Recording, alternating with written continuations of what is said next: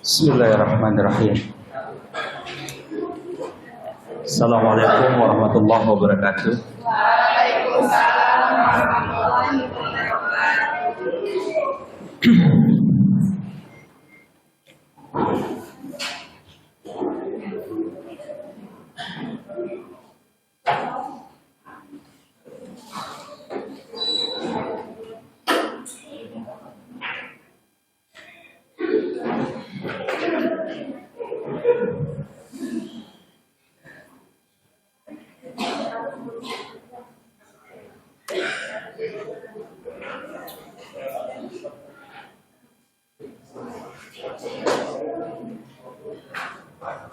Baik, hari ini kita akan lanjutkan mata kuliah apa? Perdata dan Agama. Baik.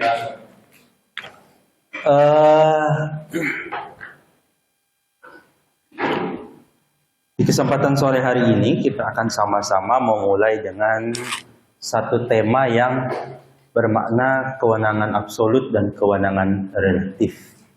Salah satu yang perlu dipahami oleh seorang mahasiswa hukum adalah apakah sesuatu itu berwenang atau tidak. Kata berwenang atau tidak itu adalah salah satu kata yang wajib dikuasai anak hukum. Kenapa? Karena itu yang menentukan langkah-langkah awalnya. Kalau sesuatu itu disebut tidak berwenang, maka apapun yang dilakukan setelahnya, maka tidaklah bisa dianggap sah secara hukum. Kalau salah kita menetapkan sesuatu, bahwa sesuatu itu tidak berwenang harusnya, maka sia-sia perbuatan itu.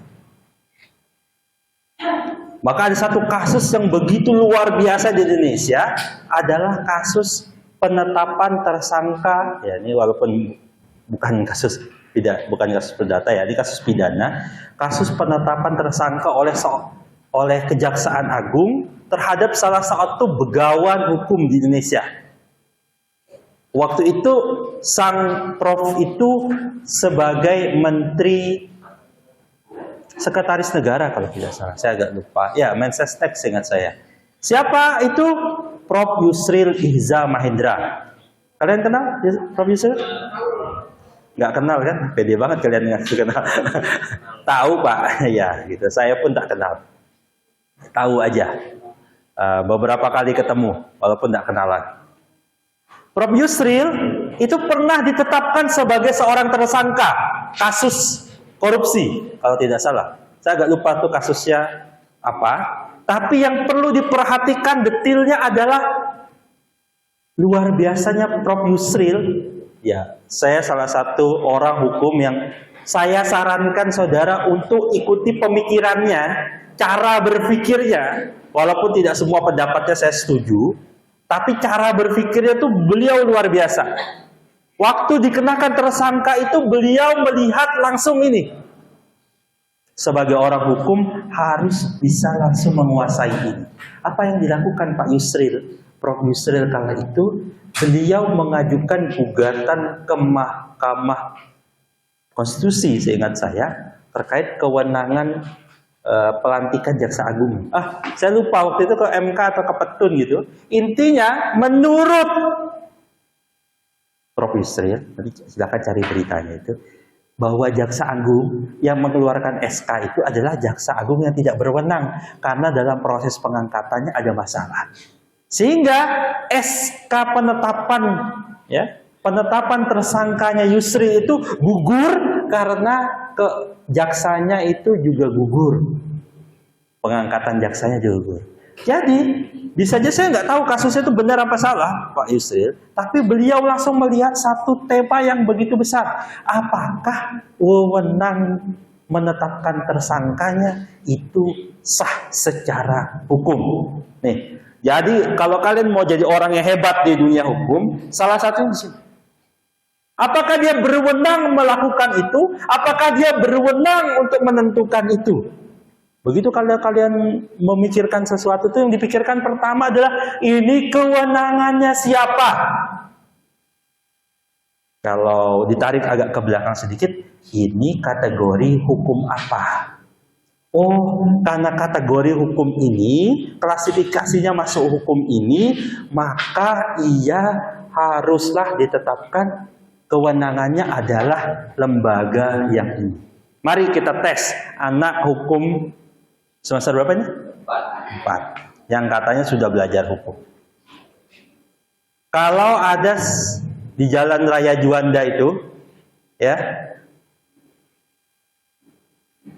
ada satu mobil box bertuliskan JNT. Itu berarti dapat kita duga dia adalah pengiriman, ekspedisi, ya. Lalu ketika dia lewat di Jalan Juanda itu, lalu dari belakang itu ada dari arah flyover itu ada satu buah truk yang remnya blong. Langsung itu ya suaranya, bukan ya? Ditabraklah oleh truk yang remnya blong itu satu mobil box yang ada tulisannya JNT. Ya. Karena ditabrak, mobil JNT ini juga kaget sehingga oleng menabrak ibu-ibu pakai metik di depannya. Sopir mobil box JNT itu luka-luka, mobil truk yang nabraknya itu sopirnya juga luka-luka, tapi ada satu korban meninggal dunia. Siapa? Ibu-ibu yang pakai metik itu. Saya mau tanya, ini kasus apa? Ini perkara apa? Sehingga nanti kelihatan kewenangan siapa yang menangani. Kasus apa ini? Pidana. Ya, kasus apa itu? Klasifikasi di dalam hukum kasus? Ada yang bilang pidana. Lagi? Pidana. Sepakat? Sepakat? Sepakat? Sepakat di pidana nih? Sepakat pidana? Hah? Sepakat? Ada yang pikiran beda? Oh bukan Pak, kasus pernikahan kayaknya Pak. Ada yang berpandangan lain? Dipikir dulu, diingat. Jadi ada satu mobil box ditabrak oleh truk yang remnya blong.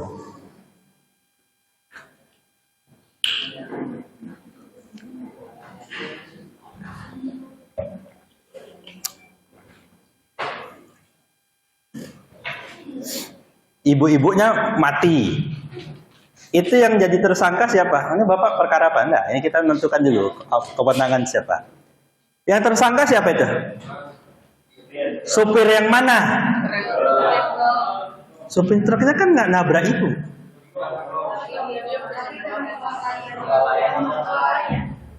Kalau mobil, yang mobil boxnya, sopirnya?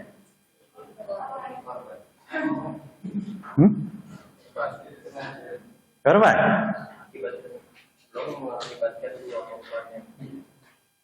Ayo. Ya.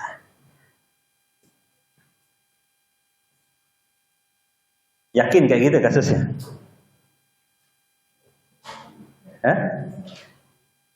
Yang bertanggung jawab atas sopir truk itu, mobil truk yang blong itu, si supir, ownernya yang memperkerjakan, atau yang bertugas untuk mengecek kesiapan truk itu, pakar remnya, siapa yang? Ownernya. Serem banget ya kita jadi owner. Semua tanggung jawab kita. Perusahaannya, perusahaan truknya.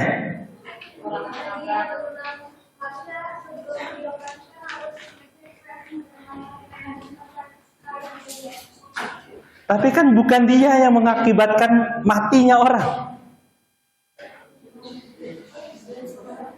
Ya. Pak, ini kan perkara apa sih, Pak? Itu sepakati tadi ya, disepakati kasus pidana. Oke.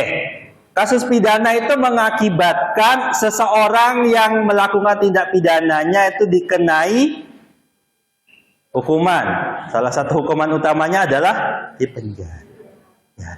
Pertanyaannya, di dalam mobil box JNT itu kan sangat dimungkinkan ada banyak barang di dalamnya.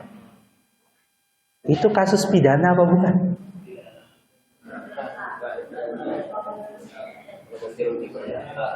Kalau kita ada ganti rugi, kerugian itu muncul kasusnya perdata. Nah, jadi masalah dari seseorang pemula dalam dunia hukum adalah suka mengecilkan masalah. Masalahnya dibikin kecil. Padahal masalah itu bisa dipikirkan secara luas.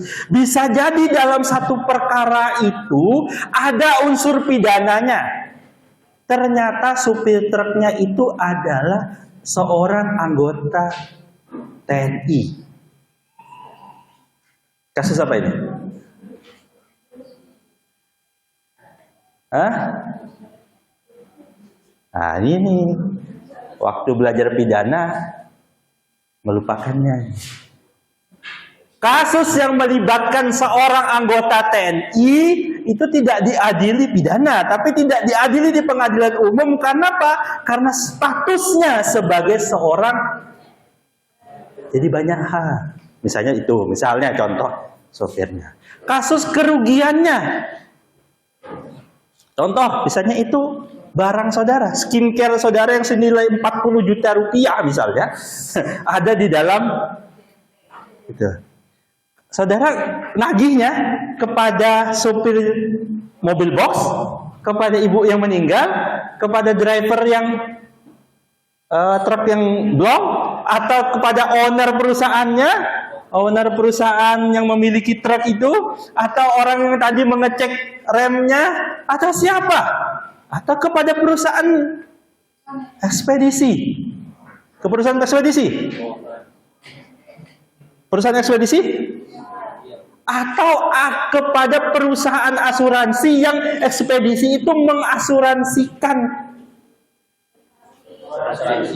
Saudara nih orang yang hatinya tidak pernah setia, kelihatan sekali. Pindah-pindah terus.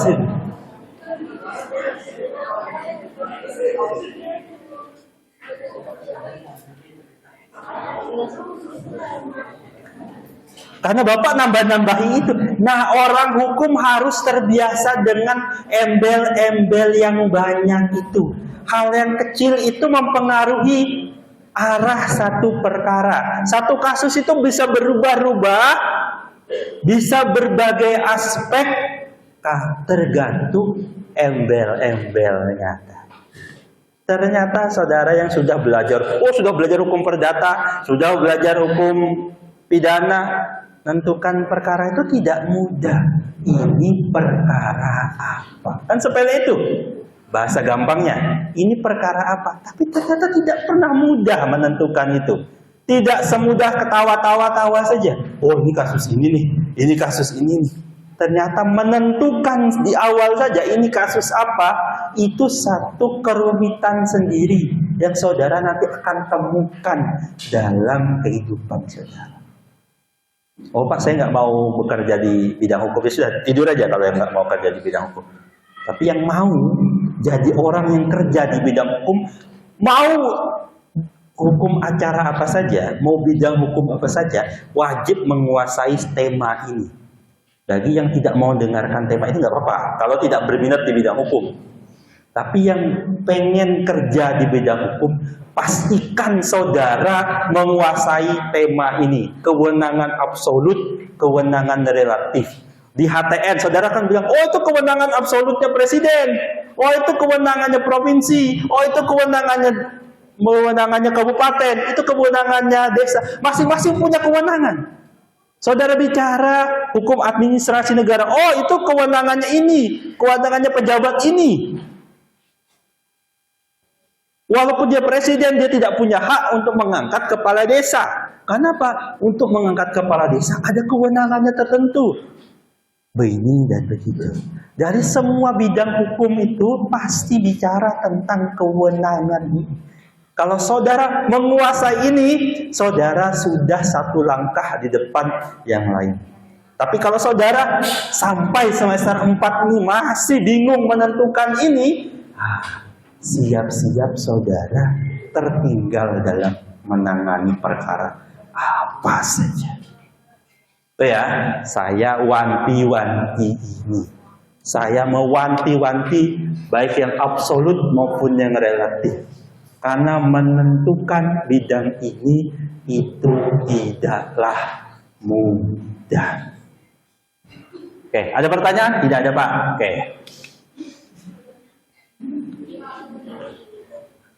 Kita mulai dari, karena ini hukum acara, kita akan mulai bahwa ternyata kalau ada perkara dibawa ke pengadilan tuh, pengadilan mana? Ternyata pengadilan itu banyak. Saudara belajar ini di HTN sebenarnya, tapi ini spesifik lagi lebih detail. Di Jalan Juanda sini, ya, kalau terus ke arah Antasari itu, nanti di kanan jalan ada satu gedung pengadilan. Pengadilan apa itu? Pengadilan Agama Samarinda. Ya, saudara ke perempatan Lembuswana ke kiri, nanti di kanan jalan ada Pengadilan Negeri Samarinda. Terus sedikit, kan ada lagi yang agak nanjak itu, Pengadilan Tinggi. Ya, di mana lagi ya? Saya lupa ya. Di Tun itu kan di seberang, di sana ada pengadilan tata. Di banyak tempat itu kita harus tahu ini ranahnya yang mana yang berhak mengadili perkara kita. Oh, ini wewenangnya apa saja. Di Tenggarong ada pengadilan agama, ada pengadilan negeri. Di Samarinda ada pengadilan agama, ada pengadilan negeri. Kenapa di Tenggarong ada, kenapa di Samarinda ada? Nah, itu yang harus kita pahami secara mutlak. Kenapa? Karena tidak sedikit perkara yang ditolak. Karena apa? Karena salah, bahkan salah tempatnya. Saya pernah menangani satu perkara, kejadian nyata, menangani perkara di PN Sleman. PN Sleman itu adalah salah satu kabupaten di mana? Yang tahu? Di Yogyakarta. Jadi kalau ada UGM, kalian tahu UGM? UNY, UGM, UIN Jogja, itu sebenarnya tidak ada di Yogyakarta. Tidak berada di kota Yogyakarta, beradanya di Kabupaten Sleman. Nah, ada satu kejadian, klien saya digugat di PN Sleman atas dasar satu klien saya itu mobilnya hilang. Lalu perusahaan kreditnya, perusahaan leasingnya tuh tetap nagih, mobilnya hilang, tapi tetap ditagih, karena 3 kali ditagih tidak bayar, maka harusnya mobilnya disita. Tapi ternyata mobilnya hilang, mobilnya nggak ada. Jadi klien saya ini digugat di pengadilan untuk melunasi sisa pembayaran mobil tersebut. Oke. Di dalam gugatannya itu klien saya digugat bla bla bla bla bla di PN Sleman. Putusan selanya nanti, apa itu Pak putusan sela? Nanti kita akan pelajari. Di putusan sela menanggapi eksepsi dari tim kantor hukum kami mengatakan perkaranya ini bukan diselesaikan harusnya di PN Sleman tapi di PN Jogja. Dan hakimnya, majelis hakim yang mengadili perkara ini mengamini sehingga menjatuhkan putusan sela, gugatannya ditolak. Secara gampangnya sebenarnya klien kami salah karena dia tidak bayar, dia wan prestasi. Ya kan, dia suruh bayar, tidak bayar 3 kali itu ditagih, tidak bayar 3 bulan. Tagihan tidak terbayarkan. Klien kami wan prestasi. Iya. Tapi gugatan wan prestasinya itu tidak bisa diajukan di PN Sleman, tapi di PN Jogja. Pertanyaannya, bagaimana menentukan ini di PN Sleman? Bagaimana itu menentukannya di PN Jogja? Nah, itu yang akan kita pelajari sini. Ya. Sekali lagi, ini agak rumit. Tadi yang kami lawan itu, yang menggugat klien kami itu lawyer, sudah sarjana, dan salah menetapkan kewenangan relatifnya. Nanti saya jelaskan apa itu kewenangan relatif. Salah menang klien kami. Hanya karena si penggugat salah mengajukannya ke pengadilan yang bukan wewenangnya. Oh, jeleknya itu Pak lawyernya itu Pak begitu. Jangan salah. Karena perkara ini rumit. Tadi kalian kan gampang, oh itu perkara pidana Pak. Iya, kalau dalam sepele gitu, oh itu harusnya di Jogja, di Sleman waktu itu. Tapi ternyata ada perintilan-perintilan yang kami berhasil temukan, yang itu menunjukkan bahwa seharusnya bukan diajukan di PN Sleman, tapi diajukan di PN Jogja. Sama kayak tadi, ada perintilan, oh itu kasusnya harusnya pidana Pak. Oh ternyata kita akan membahas hal perdatanya. Oh itu diajukannya di perdata Pak. Oh sebentar, itu diajukan ke siapa? Kepada perusahaan, kalau tadi ya mobil box JNT-nya diajukan ke perusahaan JNT-nya atau ke asuransinya atau kemana. Aduh Pak, rumit sekali ternyata hukum ini. Baik, ini mumpung kalian baru semester 4, kalau mau pindah jurusan silakan. Ya. Kalau yang masih beranggapan bahwa belajar hukum itu adalah belajar hafalan, seperti semester di pertemuan pertama, saudara salah tempat. Hukum itu sangat dekat dengan matematika. Yang dulu nggak suka matematika, sudahlah, hati-hati di sini. Matematika bidang apa yang dibahas di sini adalah matematika logika. Logika saudara harus benar dan tepat. Logika yang pertama ketika menginjak satu perkara, kita salah satunya adalah menentukan ini perkara apa dan diadili di pengadilan mana.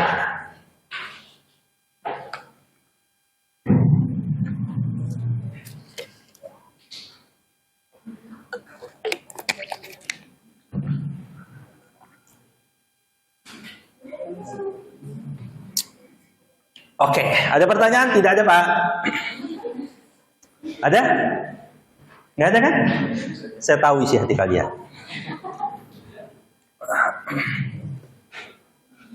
Baru buka satu slide depannya aja sudah setengah jam saya ngomong. Apa-apa ya. Kalau nggak selesai sebenarnya penjelasannya ada di Open Learning. Saya sudah jelaskan. Jadi saya tambah-tambahin aja. Jadi kalau ada yang dulu bapaknya tidak jelaskan, saya akan ketawa. Kenapa? Penjelasannya sudah saya jelaskan di Open Learning. Entah kalian buka atau tidak.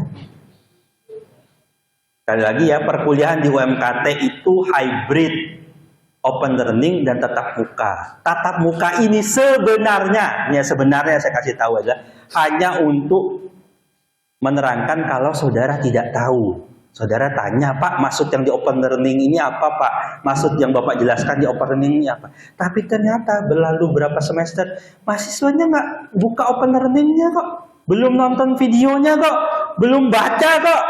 Jadi ya di kelas ya nggak tahu apa-apa juga. Mau nanya apa ya nggak ada juga. Saya sudah tahu kan pada nggak nanya. Kenapa? Karena nggak baca. Bapak ini bikin kami sedih. Ya memang nggak apa-apa. Tugas saya begitu. Nggak apa-apa lah ya. Mumpung masih belajar itu begitu. Baik, di tingkat pertama, maksudnya tingkat pertama itu apa Pak? Bahasa gampang pegangan sekarang adalah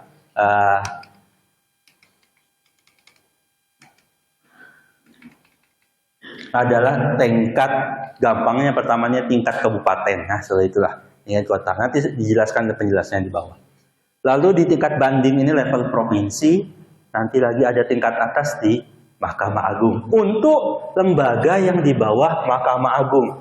Lembaga yang di bawah MK tidak ada, MK berdiri sendiri. Nah, nanti mengadili perkara-perkara sendiri. Rumit di Indonesia ini pengadilannya banyak. Kenapa saya ingin saya tunjukkan, ini tidak perlu dijelaskan satu-satu dulu di awal. Tapi ingin saudara lihat bahwa kita tuh punya pengadilan banyak. Dan di bawah pengadilan-pengadilan ini bisa dibuat pengadilan-pengadilan khusus.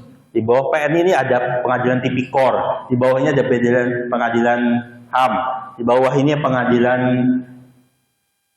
sengketa hubungan industrial. Apa itu sengketa hubungan industrial? Kalian sudah ngambil hukum ketenaga kerjaan? Belum. Oke, nanti di hukum ketenaga kerjaan pada nanti perkara misalnya PHK, misalnya pesangon nggak dibayar, gaji di bawah UMR, nanti ada pengadilan lagi di bawah ini. Bapak ini nakut-nakut enggak? Ya saya tunjukkan bahwa konsep di Indonesia itu pengadilan itu perintilannya banyak. Di bawahnya ada pengadilan pajak, nanti di bawahnya ada lagi. Di bawah sini nanti ada di Aceh namanya Mahkamah Syariah. Macam-macam. Ternyata di Indonesia ini menganut sistem apa yang bisa dibuat ribet kita ribetkan. Jadi banyak. Kalau di Amerika, saya kasih contoh, satu doang. Pengadilannya satu. Perkara apa saja itu di situ. Jadi kalau di Indonesia itu kan ada istilah palu gada. Kalian tahu palu gada? Apa lu minta gua ada. Nah itu pengadilan di Amerika. Apa yang diminta dia semua bisa melayani. Tapi kalau di Indonesia, saudara yang harus pintar memilih. Oh ini masuknya pengadilan sini. Ini. Nanti kan jumlahnya beda-beda lagi. Di setiap kabupaten ini ada. Diajurin di mana, di kasusnya di mana, dan sebagainya. Itu jadi peluang saudara sebagai pengacara. Kenapa? Hak masyarakat kan awam. Makin ribet ini sebenarnya membuka peluang saudara punya kerjaan. Kalau gampang kan saudara nggak dapat kerja lainnya. Nah, jadi sebenarnya ini tuh salah satu hikmahnya adalah saudara bisa punya peluang kerja lebih banyak. Nggak tahu itu terpikirkan niat apa enggak, tapi yang pasti salah satu hikmahnya di situ. Tak semua masyarakat, walaupun sekarang kan tinggal googling bagaimana cara cerai. Ya, kalau kalian mau cerai, ada yang sudah mau cerai? Nikah belum, cerai sudah. Ya, apa-apa. Bagi yang mau cerai kan bisa googling tuh. Googling, oh cerai itu begini, ngajukan gugatannya begini. Semua ada di Google. Kejadian pernah.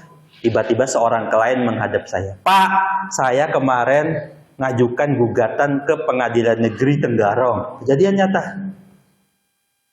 Waktu saya bikin gugatan, dalam gugatan itu nanti dibalas, Pak, ada jawaban. Aduh, kami nggak bisa jawab.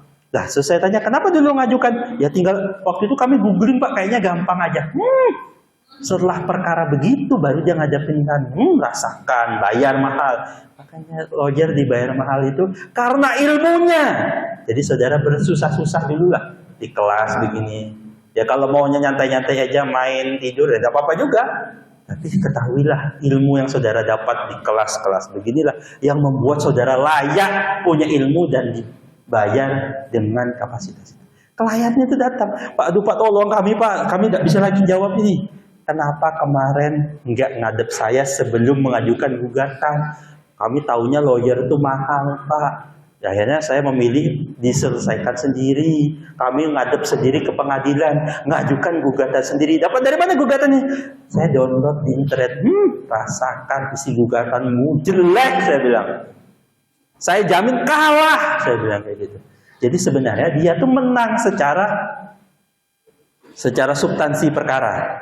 Tapi karena dia merasa menang, merasa hebat, googling sendiri. Yang mengajukan ini seorang ASN, gelarnya S2, tapi bukan hukum. Dia merasa punya pengalaman banyak. Oh, saya punya teman Pak di pengadilan begini. Ujungnya apa? Kalah. Oh ya. Itu bedanya ilmu sama yang tak berilmu. Jadi tapi jangan dikira yang kuliahnya aut-autan, jarang masuk, jam itu hasilnya jelek. Ada juga yang pintar ternyata. Jarang di kelas ada kan anak yang di kelas hobinya rajin nyatat. Saya tipe mahasiswa yang tidak pernah nyatat dalam kuliah saya. Kalau saya pegang pulpen, pegang kertas begitu tuh, saya gambar doang itu biasanya. Gambar muka dosennya, gambar tikus, gambar kucing, kayak gitu. Kenapa saya tidak suka tidak suka nulis nyata? Karena itu merusak konsentrasi saya. Ya tidak apa-apa, pilihan saya itu. Toh saya bisa jadi dosen. Pilihan saudara, mau nggak nyatat, mau sambil tidur, siapa tahu ya, yang merem, yang tidur itu, siapa tahu metode belajarnya itu dia lebih suka merem gini. Dia bisa merasapi. Dia kalau melihat saya itu malah terganggu, terdistrak gitu. Saya waktu kuliah itu selalu memilih kursi belakang-belakang sana. Tapi nggak paling belakang, karena biasanya paling belakang itu kena sengsara nanti ditunjuk. Jadi di belakang 1-2 depannya lah gitu kira-kira. Jadi jangan dikira duduk di kursi depannya bisa lebih baik, belum tentu juga kan gitu.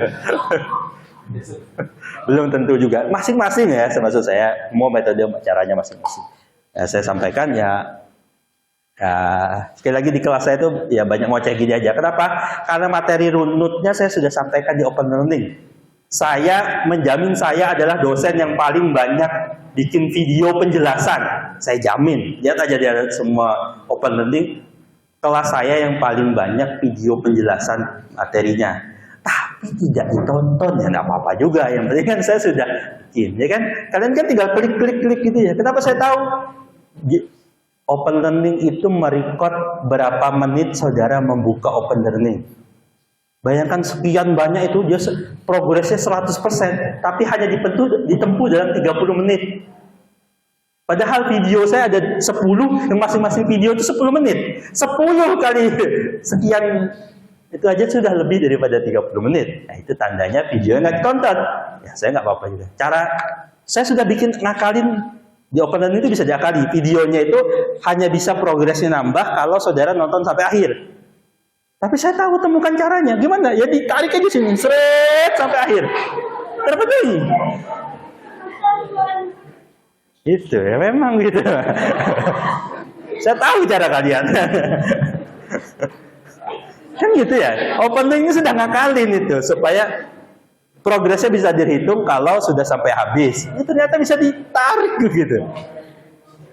Oh, ada yang belum tahu? Saya ajari caranya begitu. Yang penting saya sudah menggugurkan kewajiban saya menjelaskan. Kalau saudara nanti ditanya, kenapa tidak ngerti? Ya saudara sendiri yang tidak. Oke, ternyata kembali ke sini banyak sekali. Ini bahasa apa sih Pak? Kita lihat sedikit.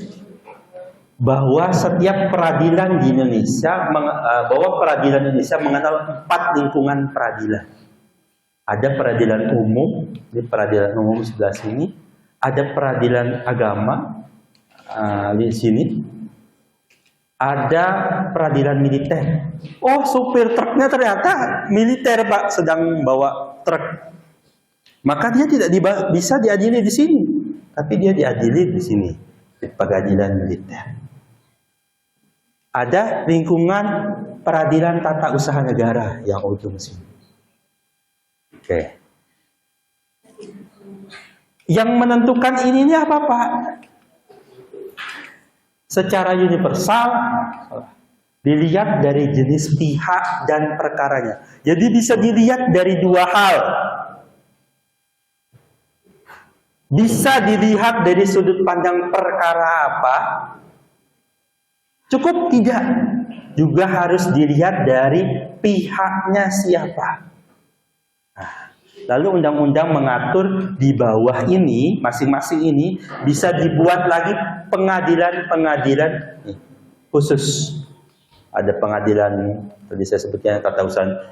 Di bawah sini ada pengadilan tipikor, ada pengadilan hubungan industrial dan bla bla bla bla.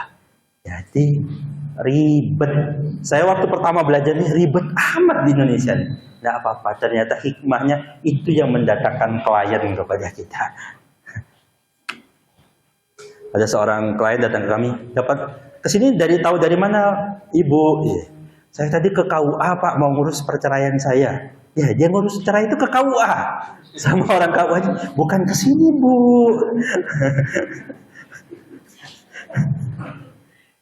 Ke pengadilan. Aduh, saya bingung di pengadilan gimana. Kata orang KUA, ini saya punya kenalan. Teman saya di KUA yang ngirim alamat rumah dan jadi akhirnya orang itu ketemu saya. Ternyata dari yang begitu tuh, dari ketidaktahuan orang lain itu yang membuat ada peluang dapat duit. Jadi cuan di sini. Oke. Apa itu kewenangan mutlak atau kewenangan absolut ya katanya? Istilahnya nanti saudara akan temukan istilah yang serupa. Jadi jangan sampai nanti bingung.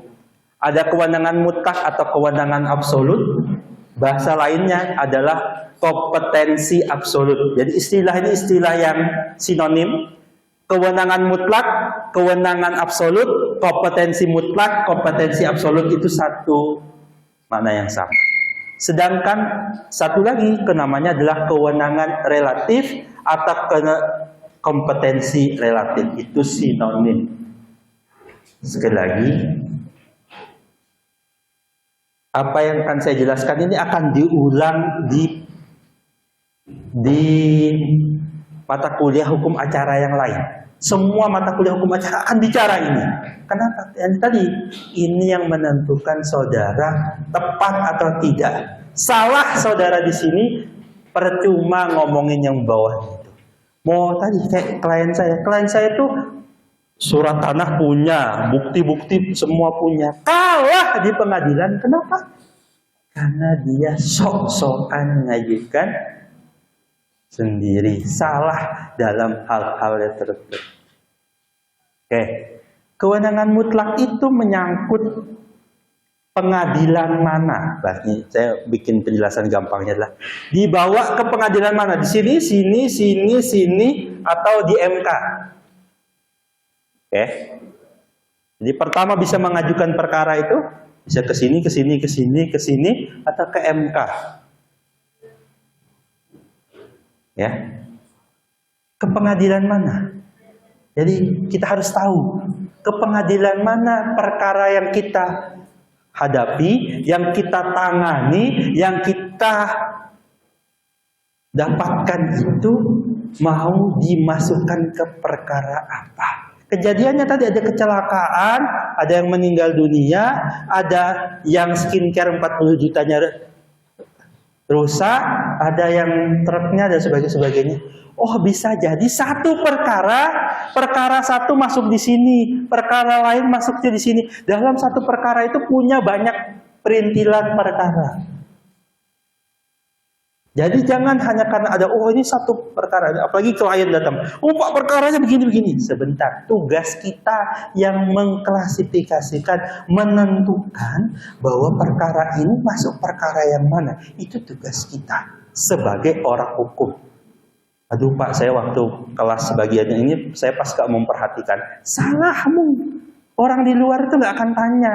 Kamu dulu hukum acara pidana, hukum acara perdata, hukum acara yang lain itu dapat nilai apa? Nggak tanya. Taunya saudara sarjana hukum. Bisa.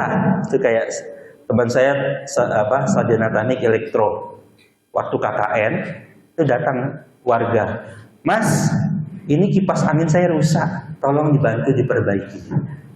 Masyarakat ngertinya kalau orang sarjana elektro itu ngerti semua perkara. Ya walaupun itu salah. Teman saya pun tidak tahu cara baiki kipas angin itu gimana.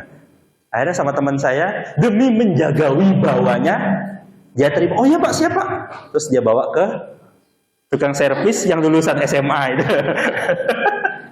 Dibaiki, selesai, dikembalikan. Demi apa? Demi menjaga harkat, martabat, marwah seorang sarjana teknik, kata dia begitu. Nah, maksudnya gimana? Saya ajarkan cerita. Saudara nanti di masyarakat itu tidak lagi bisa bilang, oh saya Pak tidak menguasai bidang itu Pak. Nah, salah satu penguasaan saudara, mungkin saudara nanti ahlinya di pidana, saudara nanti mengambil keahlian di perdata. Tapi materi ini, itu saudara wajib hukumnya menguasai.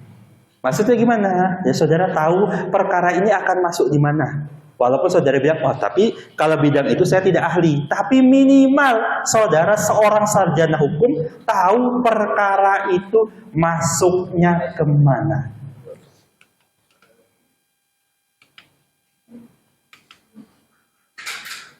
Oke, kita perhatikan sejenak. Berkaitan dengan kompetensi hukum acara perdata dan agama. Hukum acara perdata dulu, saya stop di situ. Jika perselisihan itu adalah suatu perkara yang tidak termasuk wewenang pengadilan negeri, maka pada sembarang waktu dalam pemeriksaan itu boleh diminta supaya hakim mengaku tidak berwenang. Dan hakim itu pun karena jabatannya wajib pula mengaku tidak berwenang. Hakim itu bisa menolak. Sama kasus saya tadi, ya, ditolak. Kenapa? Hakimnya mengatakan Pengadilan Negeri Sleman tidak berwenang mengadili. Kalau berkaitan absolut. Tapi kalau relatif, jika tergugat dipanggil menghadap pengadilan negeri, sedang menurut peraturan pasal 118 ia tak usah menghadap pengadilan negeri itu, maka bolehlah ia meminta supaya hakim menyatakan diri tidak berwenang dalam hal ini, asal saja permit. Kok bahasanya begitu Pak ya? Ini kan bahasa terjemahan. Sekali lagi, ini kan RV dan IR. Di Semarang Jerman itu bahwa ini itu aslinya bahasa Belanda. Diterjemahkan, ini terjemahan tahun 60-70 yang bapak, ibu, saudara aja belum tentu belum udah lahir. Ya, mungkin ini waktu nenek kakek kalian masih pacaran. Terjemahannya, bahasanya agak sedikit berbeda. Oh, Pak, kesan sama Pak pakai bahasa Indonesia. Bahasa Indonesia tahun 2024 sama bahasa Indonesia tahun 90 itu aja, sekitar 30 tahun yang lalu, itu beda. Saudara kalau ada mesin waktu itu, saudara datang ke 30 tahun yang lalu, bisa jadi saudara tuh ngomong, apa sih? Maksudnya apa? Nah gitu, karena ada istilah-istilah yang saudara ya, itu bahkan saudara saat ini pun salah dalam menerapkannya. Contoh kata seronok. Seronok itu apa? Hah? Seronok. Perkataannya seronok. Tafsiran di masyarakat biasanya itu adalah hal yang jelek, berbau mesum. Ya. Atau mana? Nah, itu cari sendiri lah ya. Sampai saat ini, misalnya kata pusing, misalnya kita tuh sering melihat itu bedanya tuh di Malaysia. Di Malaysia itu ada bahasa-bahasa yang dia satu arti, satu kata tapi artinya beda. Bisa jadi kita lihat KBBI ternyata dua-duanya diakui. Nah, gitu misalnya ya. Jadi banyak kata-kata yang bisa jadi saya pun tidak tahu tren-tren bahasa di tingkat kalian, di masa kalian yang lagi ramai di Reels, ya media. Ya, bisa jadi bahasanya bahasa kalian saja yang tahu. Kenapa? Karena ya bahasa itu berubah begitulah ya. Bisa jadi KBBI artinya ternyata tidak sama dengan apa yang kita maksud saat ini. Nah sekali cerita bahasanya, ngomongin bahasa ini. Asalnya permintaan itu dengan segera pada permulaan persidangan hari pertama, itu tidak akan diperhatikan lagi jika telah mengadakan suatu perlawanan lain. Maksudnya apa ya? Intinya kalau kompetensi relatif ini haruslah diminta, sedangkan absolut itu hakim yang wajib melihat. Ya, absolut. Maksudnya apa Pak?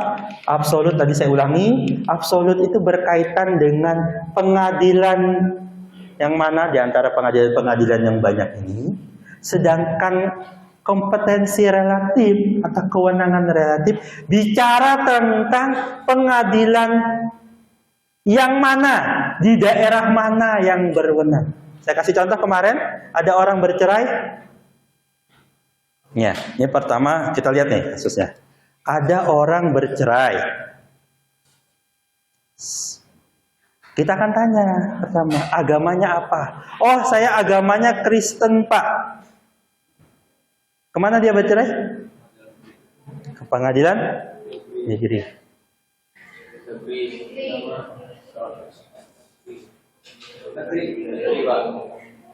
Yakin? Bukan militer? si suami anggota TNI, istri orang sipil, mau bercerai, agamanya Kristen, kemana dia bawa? Ke militer? Negeri? Nggak agama? Itu pengadilan agama, bukan pengadilan agama Islam. Mana? Nah, kemana pertanyaan pertama itu yang bicara tentang ini kewenangan absolut pengadilan mana, ya, lembaga peradilan mana yang saudara harus pilih untuk menyelesaikan perkara itu. Perkara tadi diselesaikan di pengadilan negeri, ya. Pengadilan negeri itu adalah lingkup peradilan, kata-katanya ya. Pengadilan dan peradilan. Peradilan itu bicara tentang lingkungan lembaganya, sedangkan pengadilan ini bicara kantornya. Tapi itu baru kompetensi absolutnya. Sekarang pertanyaan berikutnya, oh, perkara perceraian tadi itu diselesaikan di pengadilan negeri. Pertanyaan selanjutnya, pengadilan negeri yang mana? Samarinda kah?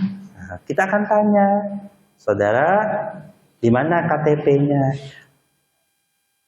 Teman kemarin saya ceritakan itu ada kasusnya. Oh, kami Pak dulu menikah di Kutai Barat. Saya asalnya, si suami dari Sumedang. Sumedang itu mana? Tahu. Dari mana Sumedang? Nah, dari Jawa Barat. Si istri itu asli dari, dulu wilayahnya masuk Kutai Barat, sekarang sudah pemekaran masuk Mahakamulu. Ada yang dari Mahakamulu di sini? Gitu ya, bisa berubah, daerahnya bisa berubah. Dulu dia masuk Papua, ternyata sekarang jadi Papua mana Papua, kan Papua sekarang berubah jadi banyak. Lah kalau suaminya dari Sumedang, istrinya dari mana? Dari Mahakamulu. Pertanyaan berikutnya, kita ajukan ke pengadilan mana? Diajukan ke pengadilan mana? Suami dari Sumedang, istri dari Mahakamulu.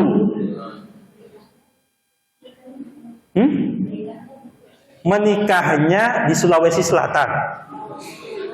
Sekarang tinggal di Samarinda.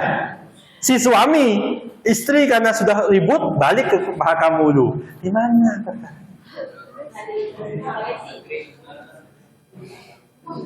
Mana?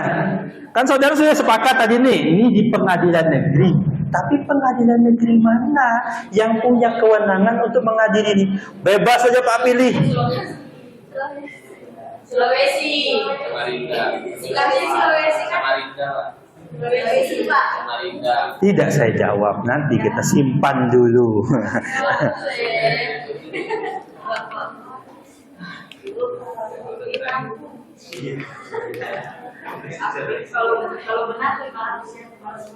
Pengadilan Negeri Samarinda dan Pengadilan Hubungan Industrial pada Pengadilan Negeri. Jadi kalau di kami Amin itu saudara lihat depannya begini. Nanti tambah satu lagi, dia pengadilan tipikor juga.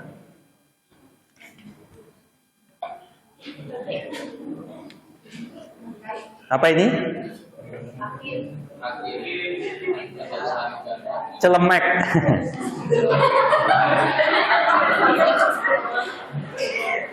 Saya sama sekarang tuh apa juga gunanya ini?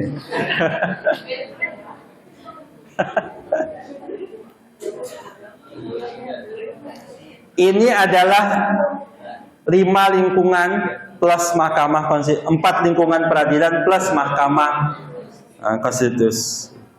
Ada yang tahu ini mana nih? Mana ini? Ini mana?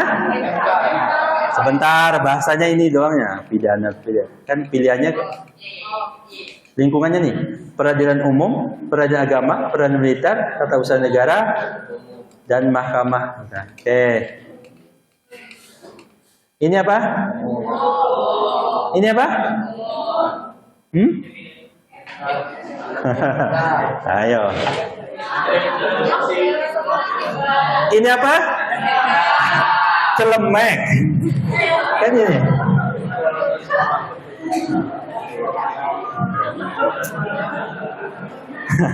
Oke, yang di tengah ini adalah hakim-hakim pada peradilan apa? Mahkamah Konstitusi. Yang ini pada peradilan umum. Kalau ini celemek ini ya. Ada kan? Oke, ini peradilan apa? Ini? Ini.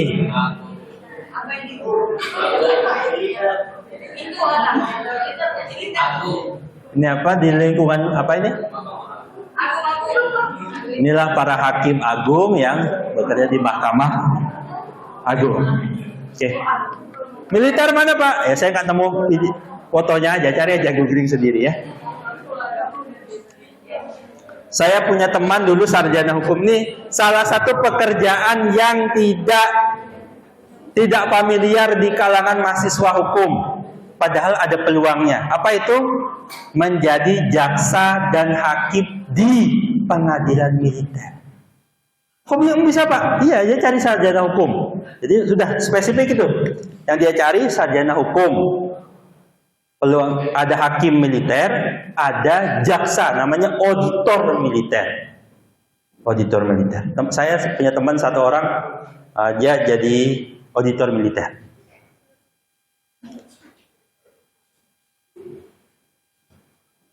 Jadi yang mungkin dulu nggak kesampaian jadi tentara, ada peluang lagi, peluang di sini. Saudara kan dapat pangkat, saya nggak tahu bisa jadi jenderal apa nggak tahu.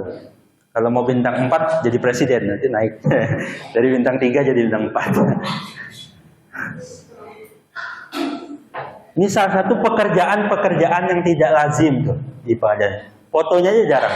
Googling aja lah, cari pengadilan militer di mana mereka bersidang. Oke, 15 menit lagi saya cepatkan.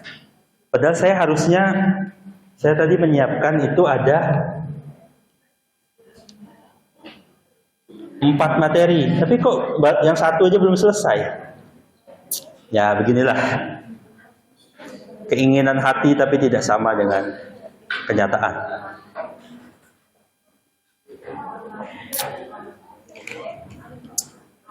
Ini ada kata kunci yang saudara bisa pegang,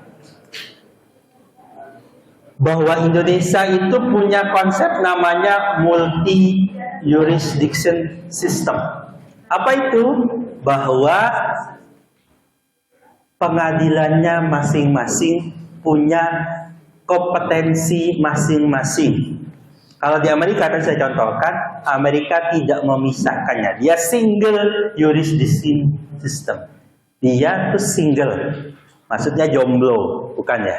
Maksudnya cuma satu pengadilannya. Tidak ada yang lain. Hakim itu mengadili perkara apa saja. Mau perkara yang di bawah militer, umum, agama, dan TUT, semuanya masuk jadi satu tempat pengadilan tersebut. Punya plus minusnya masing-masing. Ya, nanti ya kalau dalam kesempatan lain saya akan bahas. Ini tidak berwenang, saya cepatkan saja. Nah, mari kita lihat sejenak dari masing-masing lembaga itu kewenangannya apa saja. Kalau peradilan umum, bahasa gampangnya, semua perkara itu di pengadilan umum kecuali yang bukan. Namanya aja umum, Pak. Ya ini semuanya. Kalau bahasa jelasnya gini, perkara-perkara umum. Ini kan perkara umum, baik perdata, pidana maupun ekonomi. Pokoknya perkara itu di pengadilan umum kecuali yang bukan. Bahasa gampangnya gitu. Makanya untuk melihat itu kita lihat yang bukannya apa. Contoh di pengadilan agama. Pengadilan agama itu mengadili A sampai ini. Sampai I. Mengadili A sampai I. Perkawinan. Tapi kata-katanya di sini ya. Antara orang-orang yang beragama Islam. Atau nanti dalam penjelasan lebih lanjut. Orang yang menundukkan diri kepada agama Islam. Ada yang agama non-muslim di sini? Ada? Non-muslim di sini? Ada ya? Ya. Mbaknya ini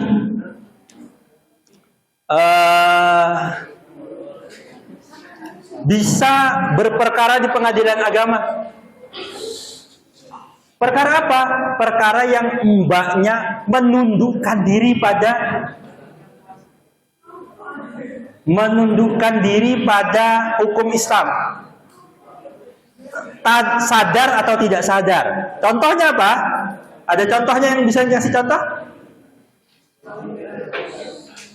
Ada yang bisa ngasih contoh kalau mbaknya ini menundukkan diri pada hukum Islam sehingga disetarakan dengan orang Islam. Ada yang tahu? Bikin mikir itu nggak usah susah-susah. Mbaknya itu bayar SPP ke UMKT itu ke rekening BSI.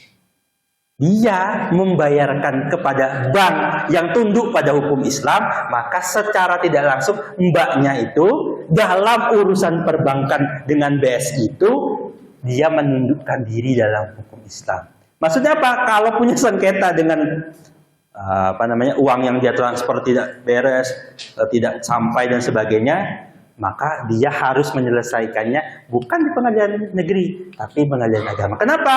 Karena banknya tunduk pada ekonomi syariah. Itu maksudnya. Bukan berarti macam-macam, enggak. Kalau ada orang non-muslim buka rekening BSI, Bank Muamalat, bank apalah ya, Bank Kaltim Syariah, maka ketika dia buka rekening itu, dia menundukkan diri pada hukum Islam. Bukan jadi orang Islam, bukan jadi muslim, bukan. Dia dalam urusan itu menundukkan dirinya kepada hukum Islam. Dalam perkara-perkara yang seperti itu dia disamakan dalam hari ini. Ada antara orang-orang Islam ya, dalam bidang apa? Dalam bidang A sampai I. Kalau kita simpulkan perkara A sampai I ini adalah hukum Islam berkaitan dengan perdata, bukan pidana. Perdata, walaupun spesifik. A sampai I.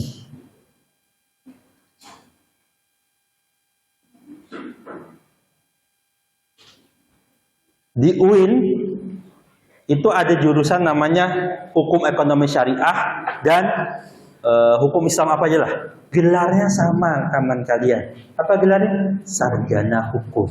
Jadi kedepannya itu mau jurusan Islam, hukum Islam, ilmu hukum, sebagainya, sama gelarnya sarjana hukum.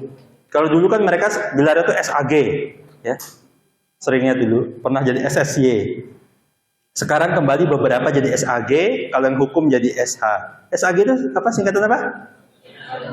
Sarjana alam gaib.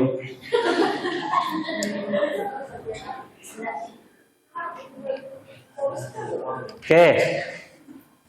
Nanti saudara sudah ngambil peradilan tun? Belum? Oke. Nanti saudara ketemu di pengadilan di hukum acara tun? Sudah? Nah, sudah ya. Nah, saudara di situ bicara apa saja yang menjadi kewenangan tun.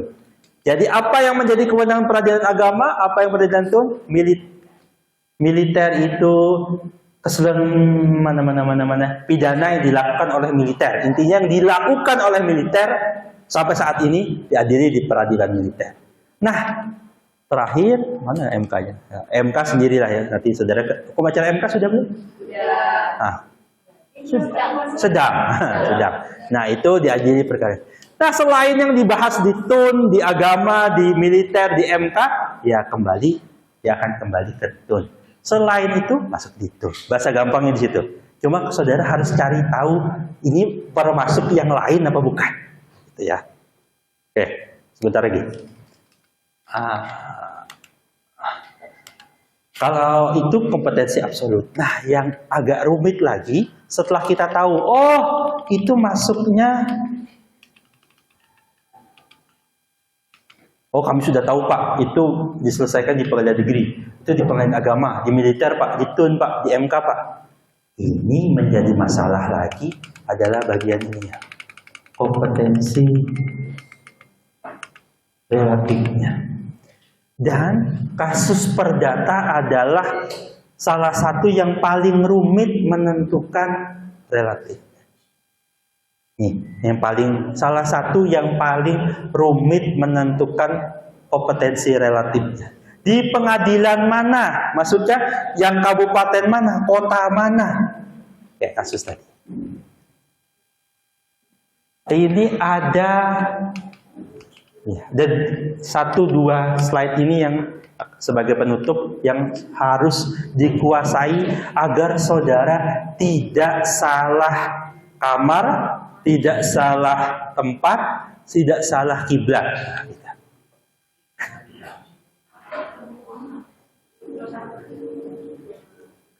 Pedoman pertama, pengadilan itu diajukan ke tempat tinggal tergugat. Kalau tadi pertanyaannya suami istri itu, pertanyaannya yang menggugat si suami apa istri? Itu penting, ya. Oke. Jika tergugat lebih dari satu, maka diajukan ke pengadilan negeri dalam wilayah hukum salah satu tempat tinggal salah satu. Jika tempat tinggal tergugat tidak diketahui, maka gugatan dapat diajukan kepada pengadilan negeri di wilayah hukum di mana terakhir kali tergugat. Terkecuali, kok banyak banget perintilannya. Ini dah saya bilang rumit memang. Kecuali terhadap gugatan yang secara khusus menyangkut sengketa terhadap suatu barang. Meski tempat tinggal tergugat tidak diketahui, gugatan diajukan kepada pengadilan negeri dalam wilayah hukum tempat barang sengketa berada. Jika ternyata tergugat bertempat tinggal di luar negeri, maka gugatan diajukan kepada pengadilan negeri di ibu kota negara. Sekarang masih di PN Jakarta Pusat. Sebentar lagi itu akan pindah ke IKN. Nah, itu peluang saudara juga. Ya, pengadilan negerinya nanti itu menjadi kumpulan perkara-perkara. Ya, salah satunya. Ada 7 asas. Ada 7 asas menentukan. Penjelasannya ada di open learning. Saya ingin kasih satu kasus, boleh minta waktu. Ada spidol nggak? Nggak ada. Ya, saya kasih tulisan saja.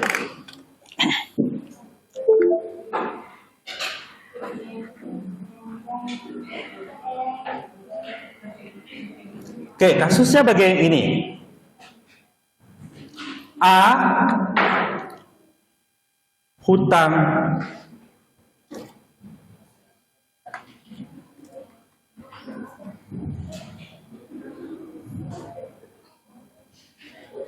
kok nggak mau? Error. Dia minta ini. Tuh.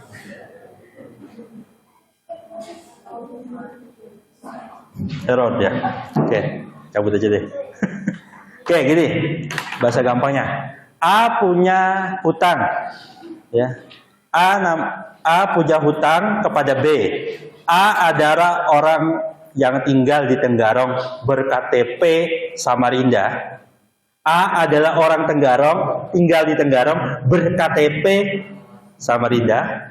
A punya hutang kepada C, bukan B, C. C tinggal di Bontang ber-KTP Makassar. A tidak bayar hutang. Sekali lagi, dengar kata-katanya, boleh dicatat ya. A orang yang tinggal di Tenggarong, KTP-nya Samarinda. Ya. Punya hutang 350 miliar kepada C, biar gede sekalian.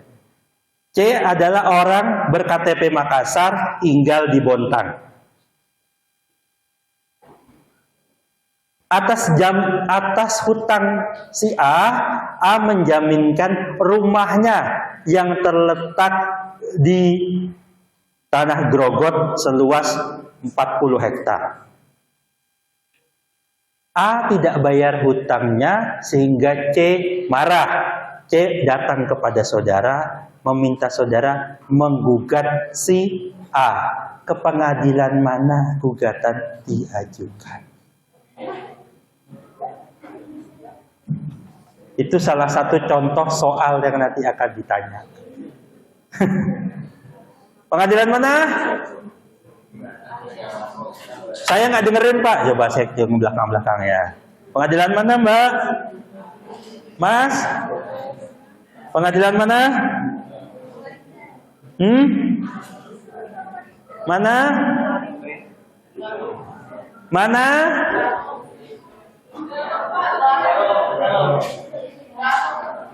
Kemana? Samarinda, Tenggarong. Salah.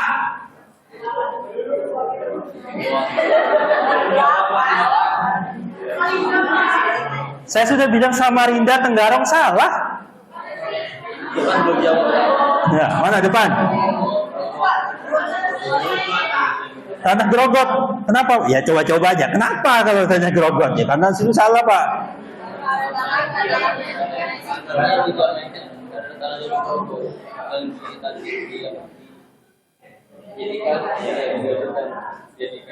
Gugatan terhadap benda tetap tadi yang berkaitan tanah itu diajukan di tempat benda tetap itu berada.